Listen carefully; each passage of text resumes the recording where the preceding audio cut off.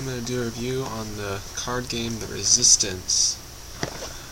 It's a social deduction game. It feels very similar to the card game Mafia. There's a lot of similarities. You have different roles that you take up. So in this game, they're basically the good guys, which are called the Resistance fighters, and then there's the bad guys, which are called spies. So point of the game is to get three points on this score tracker. So what you're going to be doing each round is choosing different players to go on a mission. So when they go on a mission, they receive these little gun tokens, and then what the players will do is they will vote to see if they're okay with the players going. So so what they do is they get these voting tokens. So they all vote together, and whoever plays, if everyone plays, the majority of the players play and improve, the mission goes on like normal.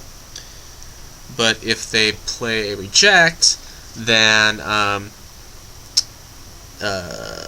those players do not go on the mission. And so basically whoever's the leader chooses who goes on the missions. The leader gives people the mission tokens, the guns. So this will move to the next player, and he will, or he or she will then choose the next players to go on the next players to go on the team. So once the players go on the team, they have a success and a fail card, just like that. Very simple. What they want to do is, if you're a resistance fighter, you always have to play a success card. So that's instant. But if you're a spy, you can play either. You can play a fail, or you can play a success. So what happens is the people on the mission will choose which cards they want to do, and then give it to the leader, who will shuffle them and then reveal the mission cards. So what the resistance fighters want is there to be all successes. So if there's all successes and there's no fails, then they get a point on the board. So they would gain a point whichever mission they're going on. So but if there's at least one fail in the revealed mission cards, then the spies will get a point. So basically, whichever team gets 3 points first is the winner. So so that's pretty much how the game works. Another way the spies can win is it's probably going to be a lot rare for this to happen, but if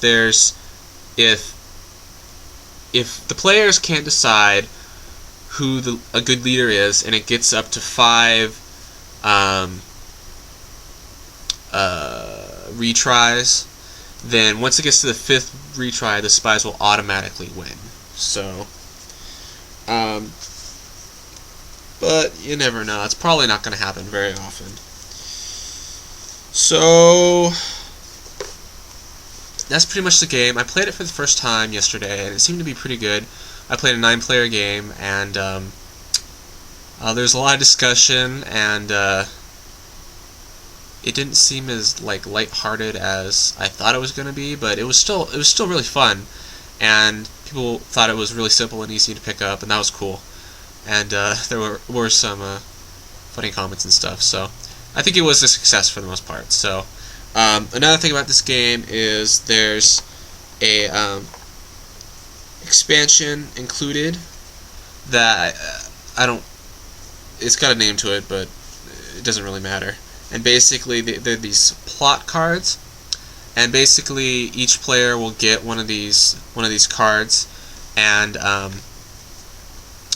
depending on what the card is, they'll play the card, and then something will happen. So they'll have to show their identity to another player, or they secretly look at a mission card, or they become the new leader. So various stuff. So that's an expansion that you can play. You can add to the game. I haven't played with that yet, but yeah, I think it would be pretty fun as well. So so that's pretty much it about this game.